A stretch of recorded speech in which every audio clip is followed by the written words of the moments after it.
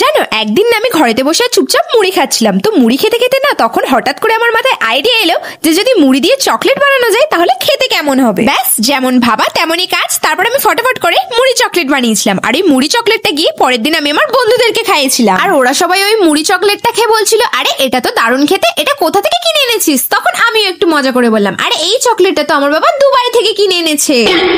আর সব থেকে মজার কথা কি জানো, ওরা কেউ আমাকে একটু সন্দেহ করেনি। ওরা পুরো বিশ্বাস করে নিয়েছিল যে সত্যি আমার বাবা এই চকলেটটা দুবাই থেকে কিনে এনেছে। ওরা আমাকে বলছিল কালকে তাহলে আবার চকলেট আনিস। আমি তখন বললাম, দেখ বাবা তো বেশি আনেনি, তবে তোরা চিন্তা করিস না, বাবা সামনের সপ্তাহে আবার দুবাই যাবে। তোরা সবাই আমাকে 100 টাকা করে দিস, আমি বাবাকে বলবো তোদের সবার জন্য দুবাই থেকে চকলেট কিনে আনতে। যদিও এই চকলেটের দাম অনেক, কিন্তু তোরা আমার ভালো বন্ধু হস তো তাই আমি তোদের কাছে অল্প টাকা করে নেব। দেখলে তো, মাথায় বুদ্ধি থাকলে একটা সাধারণ মুড়ি চকলেটও দুবাইয়ের চকলেট বলে চালিয়ে দেওয়া যায়। আর আজকে তোমরা আমাকে কমেন্টে বলো যে তোমরা চকলেট খেতে বেশি পছন্দ করো নাকি আইসক্রিম। আমি তো আইসক্রিম।